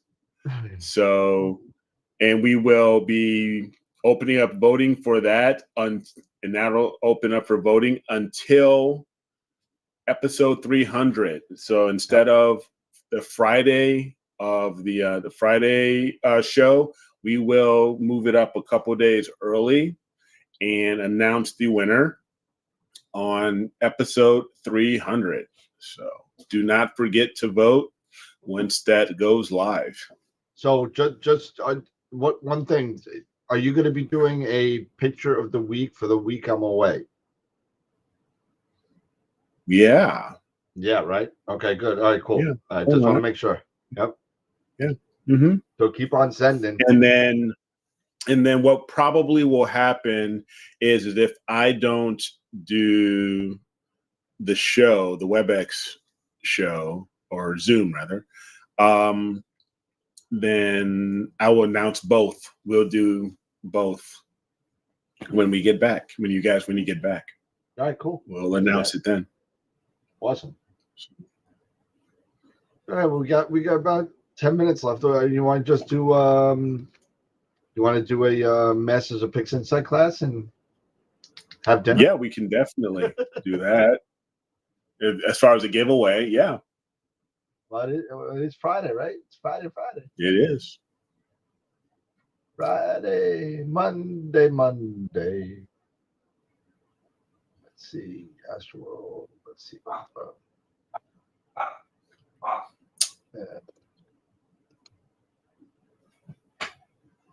So here we go. So let me show you this real quick. So this is who's going to win the check for the shirts. Okay. It is one person in there. So there's one group in there. So the Fort Worth Astronomical Society is the only one on there. So email me your groups, your group stuff, and depending on what it is, we'll add some money in it from AstroWorld too, because if there's not a lot of people buying shirts, I want to, if we don't make $100 in profit, we'll make it $100 check. So we'll do that to whoever wins on. That's going to be for Astropalooza. So you got to go and get your Astropalooza tour shirt. So that being said, you go to AstroWorld Telescopes and you could get that. So,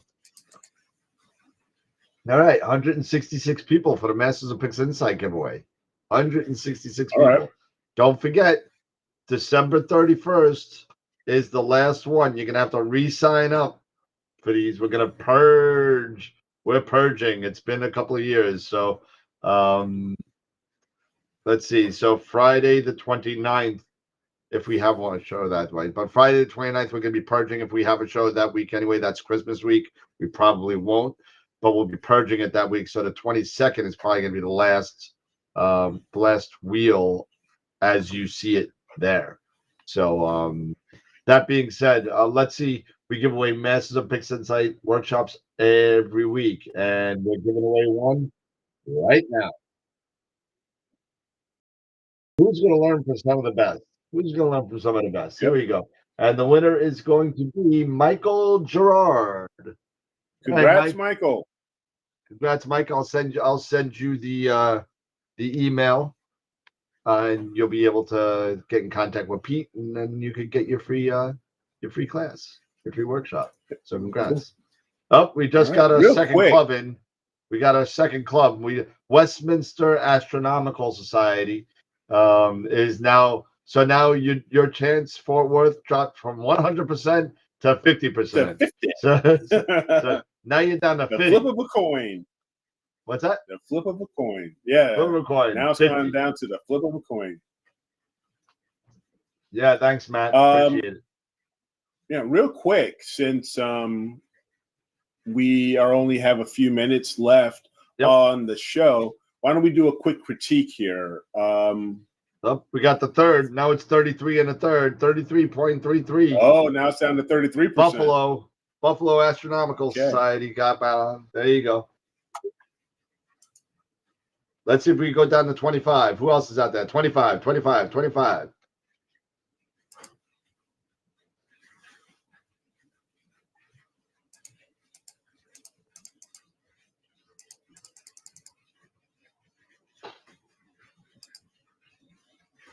So Tom P uploaded to critique.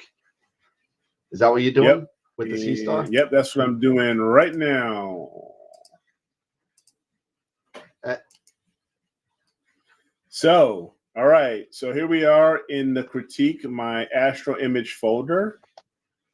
And let's take a look at M27 here. There's quite a few that are in here, but I know that this is an image from C-Star that I would be interested in checking out here. And this is M27. Right. Let's check it out. From Thomas. And you know what? That's not a bad image. Overall. Wow. It's not a bad image. I can make out the central star, I think. Yes, I can. Yeah. And give me some stats on that there, Tom. Give me some stats. This was, we closed this. Is there any information here? No necessarily any information. Yeah. Stats. How much integration time? What did you do with it? Did you do a live stack? Did you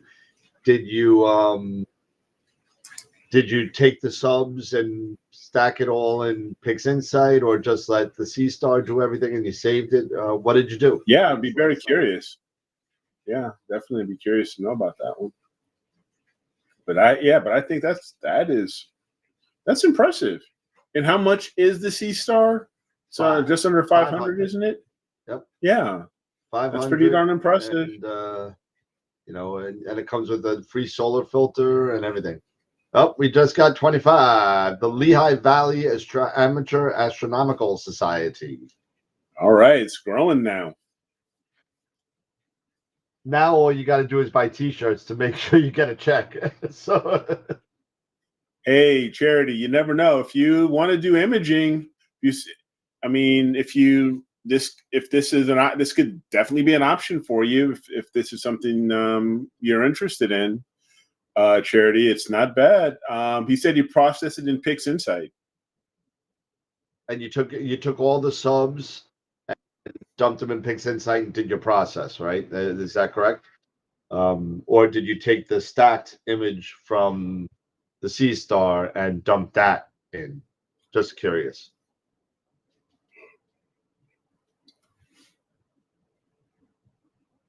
Gotta wait for that. Yeah, I'd be curious to know that as well. Starlancer says he got a decent NGC 891 in it. 12 minutes. 10-second images. 12 minutes of 10-second images. All right. Maybe Richard Wright is right. Maybe we are coming close to the death of guiding. Stacked by C-Star. And all right. Stacked by C-Star. Okay. That's pretty cool. Stacked in C-Star. That is quite impressive. Out of the stack and tweaked it with PixInsight, it looks like. So yes. Pretty cool. That is quite impressive. Now, I guess my question is, did you take flats with it or just? That would be my next question, was the calibration frames. How did that work out? Yeah, I'm just wondering if you just did you take flats or I don't know.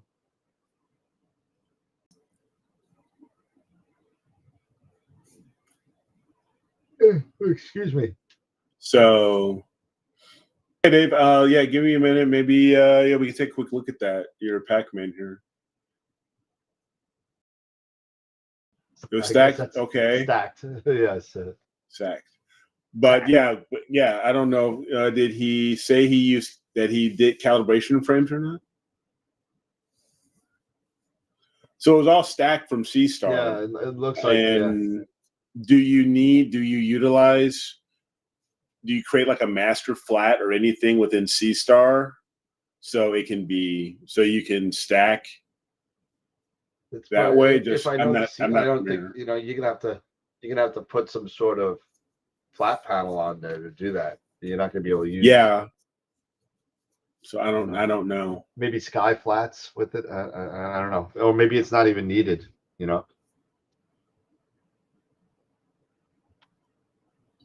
Pretty cool. Oh, nice, Mark. Yeah, so he said Mark was saying he was impressed with what Sean came up with using the C-Star, so he ordered himself one. So he's going to maybe get it by Christmas. If anybody wants one, feel free to order it from me because I can now get ZWO stuff, but it's just going to take a couple weeks. You might have it by February. So okay, let's take a look at a few more here. Sure. Yeah, for 12 minutes, that's unbelievable. No calibration frames, 0. Yeah, no calibration frames. So let me go ahead and I'll move that one up here.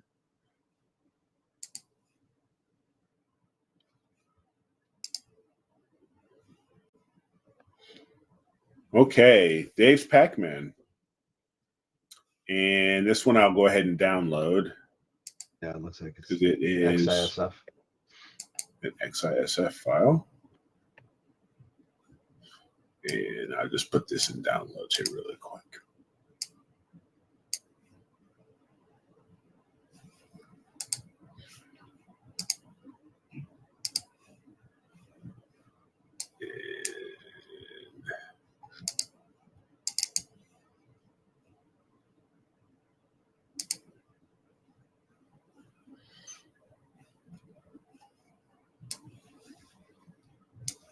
Get these out of the way here.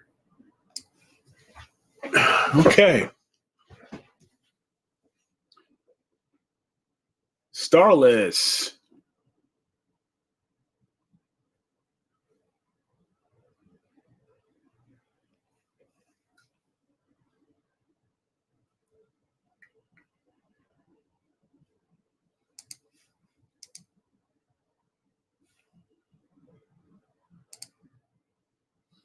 Sorry.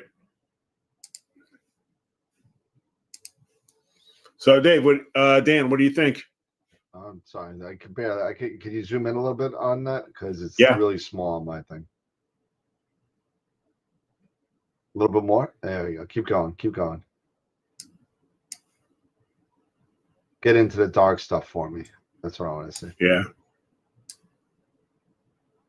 It looks kind of cool. It looks ghosty. It looks very ghosty. Well, it's a Pac-Man nebula, yeah, so Pac-Man. It's going to have Ghost. There you go. Yeah, yeah.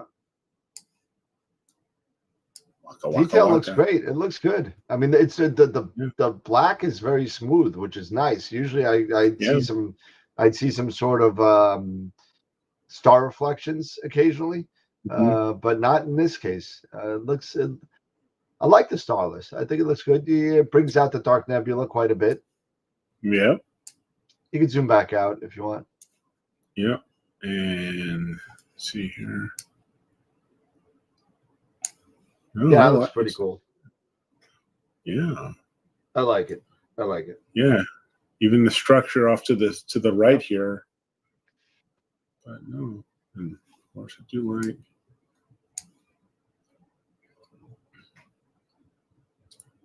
No, I like it. It's nice. Yeah, it's a good starless. It's a good starless image. I like it. Yeah. I like it. All right. Well, thanks for sharing that there, Dave. Appreciate it. How long was this as far as into capturing and integration time? Stats. Yeah, give us stats. Yeah. Share that info if you don't mind. I'd like to see that here. 12 hours. Okay. 12 hours. Nice. You said, okay, you got to redo your red channel to finish, doing the stars. Okay, 12 hours of All right, of the Hubble palette. Yeah. That's fine. Okay, Starlancer, I put my NGC 891 in the folder. Yeah. Oh, this is from the C-Star as well. Okay, let's take a look. Let's minimize here. And go back. Sorry. To what here. are you doing? And we'll go ahead. And let's refresh.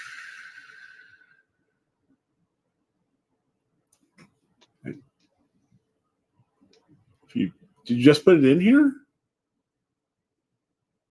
Is that a Star L copy? Is that it? This is the one right up there?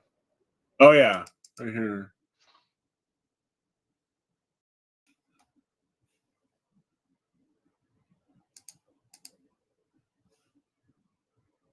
These are what was the integration time on this? Yeah, that looks pretty darn good. That looks pretty darn good. Can you zoom on that bright star for me for a real second? Yeah. Looks a little funky. Yeah, it does. That does look a little funky. Several of them, I mean, it's like some sort of a halo. Is it a halo? I see some spikes. But it looks slightly almost looks like a blocky or an arrow. You know. I think the galaxy looks great. I think the star. Yeah, the galaxies look really good. It's the first one he took. It's 1 hour. Okay. 1 hour. How many seconds? How many per? They're all 10 seconds, I think. 10 seconds. Yeah. That's probably a good number. Yeah, I would think doing so. That because you're not guiding, because you can't guide or anything. Yeah, it's probably from rotation. Mm-hmm.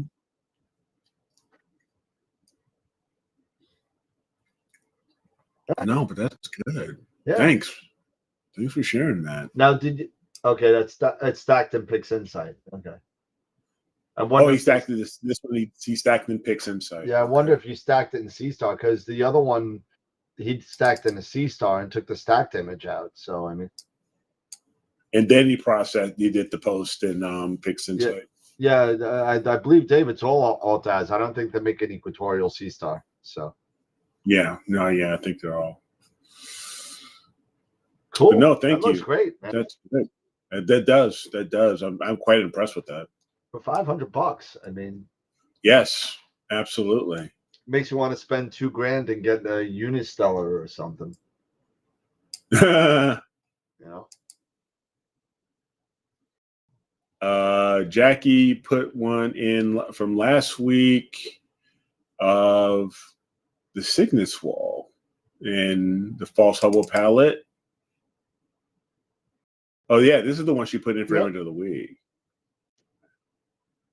I just love the, it's just one of the great shots as far as the Cygnus wall. I love it. It's a great target for me. Yep. And I just love,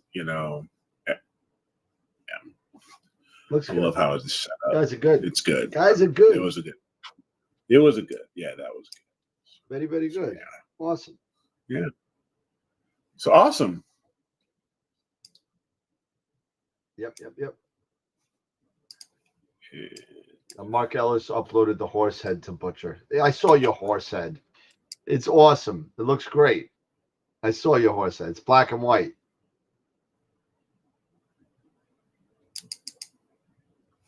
Oh, yeah, download this one.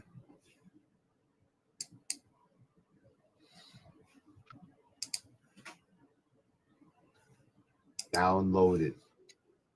And this will be the last one for the night. Last one for the night. Yeah. Here you go.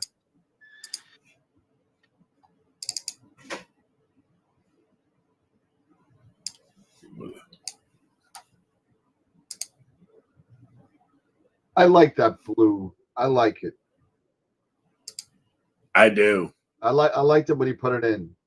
He put it in the Discord channel. I didn't say anything, but I like that blue. I do. It is a nice change of pace. Yep, completely different.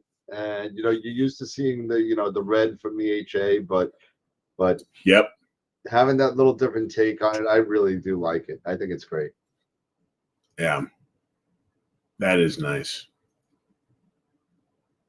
That is definitely a different take on it, and I do appreciate that. That's good. Well done, everyone. Man, well done. I want that. All right. I want that. Yeah, it's pretty cool. All right. So, Alrighty. All right now. Very, very cool. Yes. Thanks everybody for sharing. Appreciate that. Yep. So don't forget to critique my image. Just drop them in there. astroworldweb.com/critique. Yep. And we will check them out just like we did just now. We'll take a look at a few more maybe next Friday. So next Friday, not with me. Well, Well, next Friday you'll be out. So when are you heading out? As a matter of fact, Sunday 9 a.m. Sunday at 9 a.m. Okay, yep. So I can't make any guarantees as far as if there will be a show. If I do it, it will come from I will stream probably live from Zoom. But if I can, I will. If not, then we will see everybody in about a week. Yep. And then man, have a great time. I will. Hopefully you'll be able to have an opportunity to do at least an hour or so of imaging if you can. We'll give it a shot. And if anybody has any suggestions from the Bahamas and anybody wants to go look and see what's available in the Bahamas for me, so I don't have to do all the work, just feel free to let me know any suggestions. It's going to be pretty cool. So, I mean, hopefully if I get to it, I'm still on the fence on whether I'm going to bring it or not, because it is a little bit of much to bring. But we'll see. It's not a lot. It's a lot of light stuff, but I'll think about it. I'll pack it all up and I'll see what it does. All right. And at the very least, I'll go live from the Bahamas on the boat somewhere for about a minute because I don't want to go crazy with the Wi-Fi. But I'll go for a minute and we'll say have a good night. Okay. All right.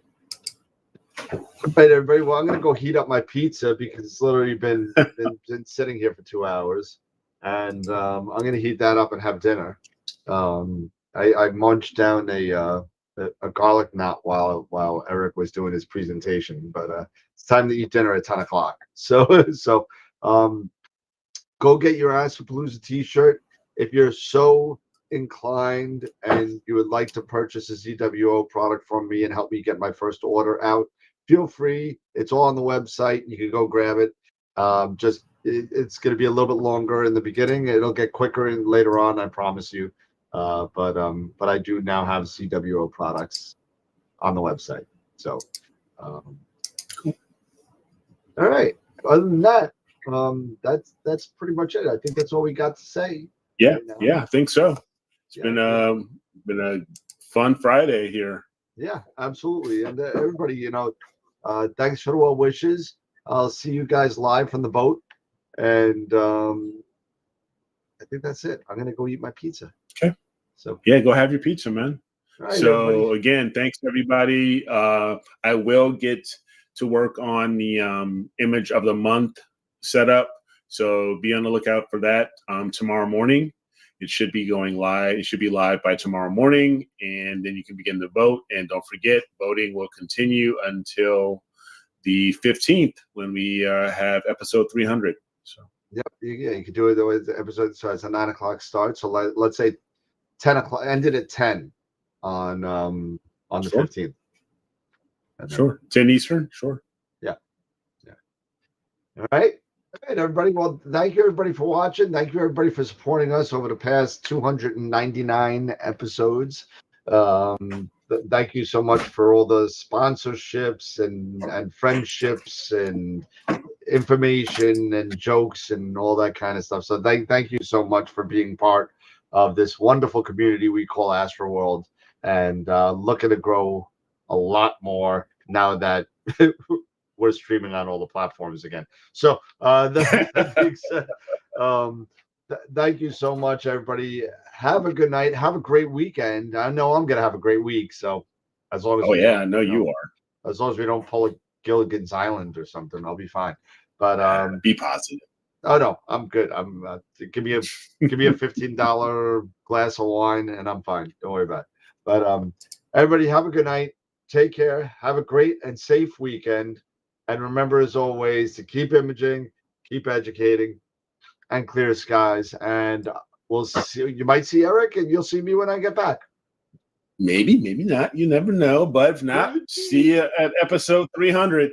300. Get those videos in. Yeah, get those videos in. Really, seriously.